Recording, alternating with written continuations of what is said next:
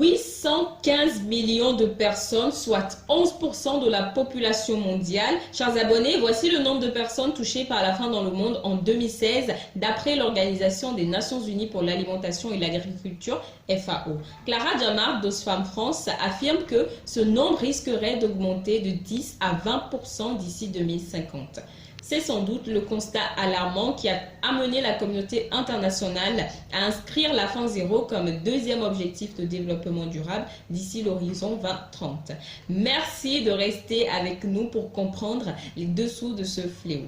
Or, la sécurité alimentaire existe lorsque tous les êtres humains ont à tout moment un accès physique et économique à une nourriture suffisante, saine et nutritive, leur permettant de satisfaire des besoins énergétiques et leurs préférences alimentaires pour mener une vie saine et active. C'est la définition retenue par le Sommet mondial de l'alimentation en 1996. C'est donc cette absence de sécurité qui va conduire à la faim et finalement à une situation d'insécurité alimentaire. Néanmoins, il est important d'en nuancer deux types. Nous parlons d'insécurité alimentaire chronique lorsque les personnes n'arrivent pas à répondre à leurs besoins nutritionnels sur une longue période de temps.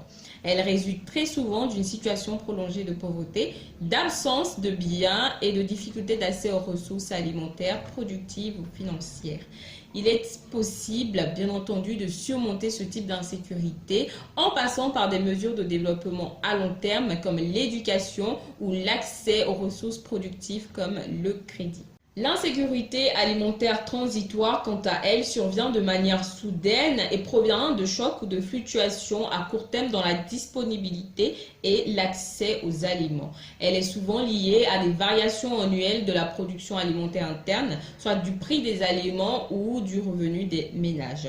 Il faut savoir qu'il est difficile de la surmonter du fait de son caractère imprévisible. Elle nécessite très souvent des interventions de type alerte précoce ou programme de filet de protection. Quels sont les indicateurs qui vont permettre d'apprécier ce phénomène? Nous avons le taux de mortalité brute, la prévalence de malnutrition, la disponibilité des aliments, la diversité du régime alimentaire, aussi l'accès à l'eau et les stratégies pour faire face aux problèmes, sans oublier les moyens d'existence. Grâce à ces indicateurs, nous allons pouvoir distinguer 5 phases. Premièrement, la phase de sécurité alimentaire généralement présente, donc tout va bien. L'insécurité alimentaire qui est chronique, qui est la deuxième phase.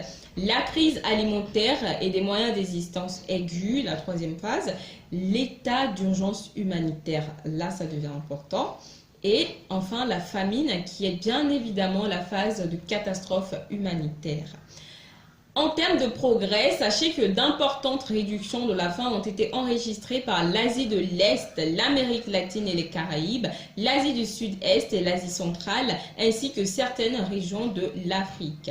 C'est bien la preuve que la croissance économique inclusive, les investissements dans l'agriculture et la protection sociale, dans un contexte bien entendu de stabilité politique, font de la faim zéro une réalité. Chers abonnés, c'est sur ces notes d'espoir que prend fin cet épisode de Development Times. Pour le prochain qui parlera de la bonne santé et du bien-être, vous savez déjà quoi faire. Abonnez-vous à nos pages YouTube, Facebook, Instagram. Merci de nous laisser également vos commentaires. C'est votre manière de participer activement au développement. À bientôt.